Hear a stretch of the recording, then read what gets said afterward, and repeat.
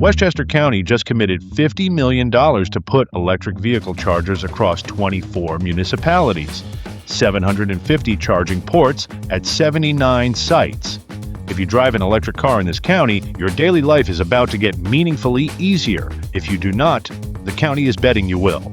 This is the Westchester Brief. I'm Jim. Let's get into it. The county's new electric vehicle charging program is the largest coordinated EV infrastructure investment in Westchester's history.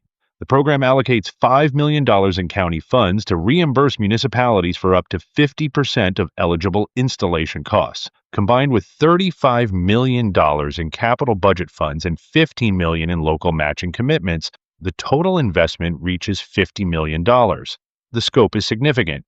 79 charging sites across 24 municipalities. More than 750 charging ports when fully deployed. That is not a pilot program. That is a network.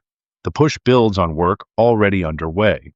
The county installed 25 free EV charging stations at the county center's south parking lot last year, funded through a $115,000 NYLCV Clean Energy Communities grant. Those chargers can serve 50 vehicles at a time and are free to use. The Beeline bus system is also in the middle of a fleet transition.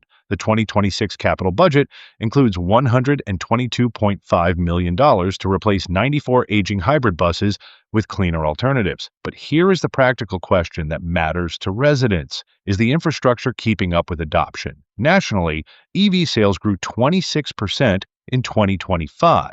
In Westchester, the density of EVs on the road has been climbing, but the charging infrastructure has lagged behind, particularly in apartment complexes and commercial districts where residents cannot charge at home. That gap is what the county is trying to close. The 50% reimbursement model is designed to lower the barrier for municipalities that want to install chargers but do not have the upfront capital. Libraries, parks, municipal lots, transit hubs, these are the locations being prioritized.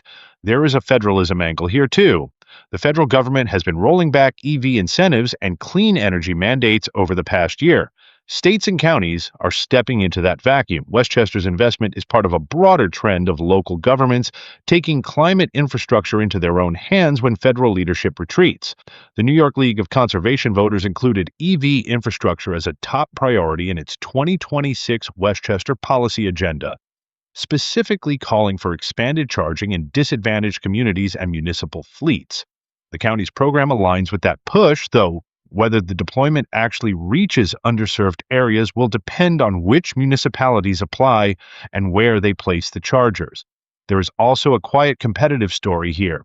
Municipalities that install chargers early become more attractive to EV-owning residents and businesses. Those that delay may find themselves behind as the market shifts. The reimbursement program creates an incentive, but it requires towns to apply, commit matching funds, and manage installation. Not every municipality has the administrative capacity to move quickly. $50 million is real money. 750 ports is real infrastructure. The question is whether it arrives fast enough to match the pace of adoption, whether it reaches apartment complexes and commercial districts where home charging is not an option, and whether the towns that need it most actually get it. Westchester is making the bet. Now, the execution has to match the ambition. Here is what else is happening across Westchester this week. NYSERDA awarded Westchester County $3 million for a zero-emission microtransit pilot in Peekskill, Cortland, Buchanan, Verplanck, and Montrose. Up to 5 electric vehicles will provide on-demand rides connecting residents to Metro North and Beeline bus routes. The 3-year pilot launches this spring.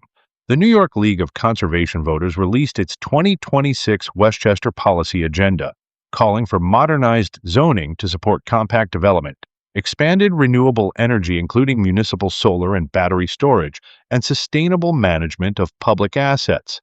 The agenda was framed as a local response to federal rollbacks on environmental protection.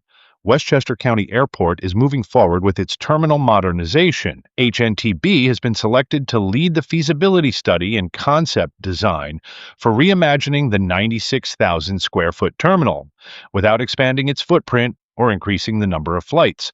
The focus is on better seats,